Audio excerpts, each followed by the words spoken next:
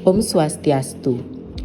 Halo semuanya, selamat pagi, selamat siang, dan selamat malam saya ucapkan kepada teman-teman dan Bapak Guru. Perkenalkan, saya Radit, perwakilan dari kelompok 6, kelas 101. Dan saya berasal dari sekolah SMA Negeri 4 Denpasar. Di kesempatan kali ini, saya dan kelompok saya akan mempresentasikan mengenai penggunaan teknologi fuel cell sebagai penghasil energi terbarukan. Terima kasih dan selamat menyaksikan. Sebelum itu, kami akan memperkenalkan diri terlebih dahulu. Hai semua, perkenalkan, nama saya Hans Albert Immanuel Wijaya dari kelas X1 absen 8. Perkenalkan, nama saya Igis Diagunat Nusaudiantara dari kelas 101 nomor absen 10. Perkenalkan, nama saya Koma Meldi Sevanda Iswaria Sidirga, absen 24 dari kelas 11.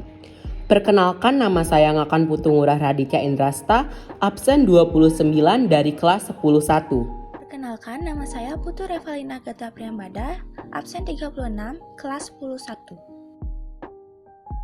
Oke, sebelum kita masuk ke materi fuel cell-nya, kita tentu saja harus tahu apa itu energi terbarukan. Untuk pengertian energi terbarukan merupakan sumber energi yang berasal dari alam dan sudah ada sehingga pemakaiannya bisa terus-menerus dan tidak akan habis karena terbentuk dari proses alam yang berkelanjutan. Istilah lainnya, tidak akan habis jika digunakan dalam jangka waktu yang panjang. Untuk contoh-contoh dari energi terbarukan itu sebenarnya ada banyak, namun saya sebutkan beberapa yang terkenal. Nah, yang pertama ada salah satu sumber energi sinar matahari. Nah, kenapa sinar matahari bisa masuk energi terbarukan? Itu dikarenakan energi matahari itu berasal dari mataharinya langsung dan matahari itu menyinari bumi terus-menerus. Yang kedua ada ombak. Ombak itu satu jenis dengan air, jadi kita jadikan satu saja karena di bumi kita ini 2/3 yaitu dipenuhi dengan perairan dan sepertiganya lagi dengan daratan. Jadi itu mengapa air dan ombak menjadi salah satu energi terbarukan. Yang ketiga ada angin. Nah, mengapa angin bisa menjadi energi terbarukan? Karena perbedaan temperatur di dua tempat yang berbeda menghasilkan tekanan udara yang berbeda sehingga menghasilkan angin. Nah, angin ini juga menjadi energi terbarukan karena bisa digunakan terus-menerus sepanjang masa. Sebenarnya masih ada banyak lagi seperti biomasa dan lain-lain. Berjalan waktu, banyak sekali energi terbarukan yang dapat diolah menjadi energi yang dapat digunakan dalam kehidupan sehari-hari, seperti energi listrik. Energi terbarukan sangat bermanfaat jika diolah karena sifatnya yang tidak bisa habis. Berbeda dengan energi tidak terbarukan, seperti bahan bakar fosil. Contoh dari energi terbarukan diantaranya panas bumi, air, angin, dan juga ombak. Salah satu contoh terobosan yang bisa dipakai untuk menerapkan prinsip kimia hijau adalah dengan menggunakan fuel cell. Jadi, apa sih fuel cell itu? Fuel cell adalah perangkat elektrokimia yang secara langsung mengubah energi kimia menjadi energi listrik yang mirip dengan baterai. Perbedaannya, fuel cell ini dapat diisi dayanya secara terus-menerus dan juga menggunakan reaksi gas hidrogen dengan air yang notabene-nya adalah energi terbarukan karena tidak akan pernah habis. Selanjutnya, saya akan menjelaskan proses pembuatan energi listrik dengan metode fuel cell. Yang pertama adalah mengumpulkan limbah cair. Kita harus mengumpulkan limbah cair sebanyak-banyaknya dari laboratorium. Lalu yang kedua ada netralisasi. Sebelum kita menggunakan limbah cair tersebut, agar tidak beresiko, maka kita harus menetralkannya dengan menggunakan arang aktif. Arang aktif adalah sebuah bentuk karbon yang memiliki sifat absorptif dan berfungsi sebagai penjernih larutan. Lalu yang ketiga ada elektrolisis. Proses elektrolisis adalah proses pemecahan limbah cair dengan elektron platina, dan dalam proses ini molekul air akan dipecah menjadi senyawa H2 dan O2, di mana setiap H2 akan menghasilkan energi listrik sebesar 1,2 volt. Lalu yang keempat ada mengalirkan ke sumber listrik. Energi yang dihasilkan dari elektrolisis kemudian digabungkan atau diakumulasikan sehingga energinya semakin besar. Jumlah energi total yang dihasilkan sama dengan jumlah yang cukup selanjutnya dialirkan ke sumber tegangan listrik. Baik, di sini saya akan menjelaskan tentang kelebihan dan kekurangan menggunakan teknologi fuel cell. Jadi kelebihannya diantaranya yaitu yang pertama, fuel cell menggunakan gas hidrogen dan air sebagai energi terbarukan.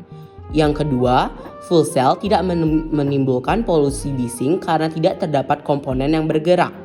Yang ketiga, fuel cell dapat diisi ulang serta dalam pengisian ulangnya membutuhkan waktu yang relatif singkat.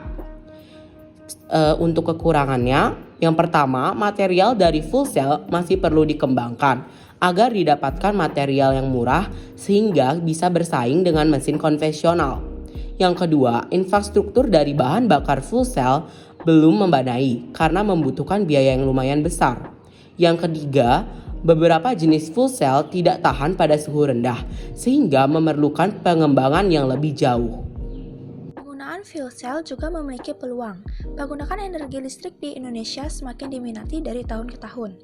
Hal ini karena energi listrik telah membantu manusia dalam melaksanakan aktivitas sehari-hari. Selain itu, berkembangnya penemuan energi listrik yang bersumber dari energi terbarukan membantu kita dalam mengatasi masalah sumber daya alam atau SDA tidak dapat diperbarui akan tidak cepat habis. Maka dari itu, penggunaan dan perkembangan fuel cell mempunyai peluang besar di Indonesia. Tidak hanya penggunaan energi listrik yang meningkat, banyaknya limbah cair dari laboratorium di Indonesia maupun di dunia menjadi salah satu faktor bahwa fuel cell akan sangat dibutuhkan keberadaannya. Setelah mengetahui peluang dari fuel cell, tentu saja kita perlu tahu resiko dan ancamannya. Nah, fuel cell itu pertama kali ditemukan dan didemonstrasikan pada tahun 1839 oleh Sir William Robert Grove dan sudah ada 182 tahun lamanya. Perangkat ini ditemukan. Namun, tidak menutup kebenaran bahwa perangkat ini masih kurang diteliti. Dan hal yang masih menjadi ancaman dari perangkat ini adalah materinya yang tergolong mahal dan infrastruktur produksi hidrogen yang kurang efektif. Namun bisa dibilang resiko dari fuel cell ini lumayan kecil sehingga kecil kemungkinan terjadinya kecelakaan saat membuat teknologi fuel cell ini. Nah, setelah selesai membahas tentang analisis SWOT dari fuel cell, sekarang kita akan membahas tentang prinsip kimia hijau yang sesuai dengan penggunaan fuel cell. Yang pertama, mencegah limbah. Reaksi yang terjadi pada fuel cell hanya melepaskan air ataupun uap air sebagai produk buangan tanpa karbon dioksida seperti dalam pembakaran bahan bakar fosil mesin konvensional. Maka dari itu, penggunaan fuel cell dapat mencegah limbah sehingga menjadikan fuel cell ramah lingkungan. Yang kedua, memaksimalkan nilai ekonomi suatu atom.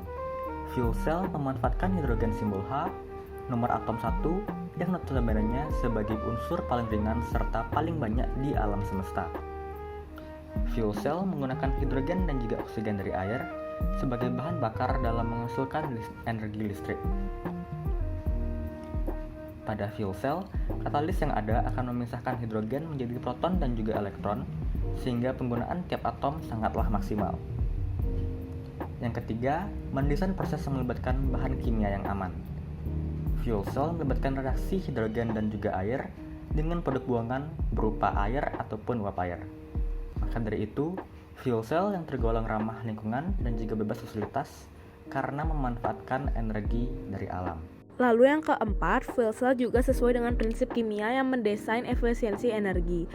Fuel cell mengubah energi kimia menjadi energi listrik yang dihasilkan dari reaksi hidrogen dan air. Hal ini jelas mengefisiensi energi fosil yang tergolong terbatas, karena energi listrik termasuk energi terbarui atau tidak terbatas. Selain itu, fuel cell tidak menimbulkan efek rumah kaca karena tidak menghasilkan polusi. Lalu yang kelima ada prinsip menggunakan bahan bakar terbarukan. Bahan baku yang digunakan pada fuel cell berupa hidrogen, oksigen, dan air, sehingga dikatakan sebagai bahan baku terbarukan yang tidak menyebabkan penghabisan bahan tersebut. Lalu yang keenam ada menggunakan katalis. Fuel cell menggunakan katalis yang berfungsi untuk memisahkan hidrogen menjadi proton dan elektron yang termasuk dalam tahapan untuk menghasilkan energi listrik yang berguna untuk peningkatan selektivitas, mengurangi limbah yang dikeluarkan, energi dalam suatu reaksi, dan waktu reaksi. Maka dari itu fuel cell diisi ulang dalam waktu yang relatif singkat. Baik, saya akan lanjutkan prinsip kimia hijau mana saja yang sesuai dengan penggunaan fuel cell ini. Yang ketujuh ada menganalisis secara langsung untuk mencegah polusi, di mana fuel cell membutuhkan waktu yang relatif singkat dengan respon yang tepat untuk berproses, sehingga tidak menimbulkan polusi ataupun produk buangan yang berbahaya bagi lingkungan. Yang terakhir atau yang kedelapan adalah mencegah potensi kecelakaan. Seperti pada prinsip kimia hijau pada nomor 3, fuel cell menggunakan reaksi yang tergolong aman sehingga minim kecelakaan yang ditimbulkan. Teknologi fuel cell juga berguna pada kehidupan sehari-hari. Contohnya, sebagai mesin kendaraan listrik. Seperti pada gambar di samping adalah kendaraan yang menggunakan mesin hidrogen fuel cell sebagai tenaga penghasil listriknya.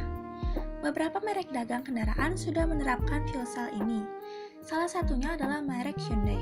Kendaraan hidrogen atau Fuel Cell Electric Vehicle atau FCEV memiliki perbedaan kunci dari mobil listrik biasa yang terdapat pada penyimpanan energinya.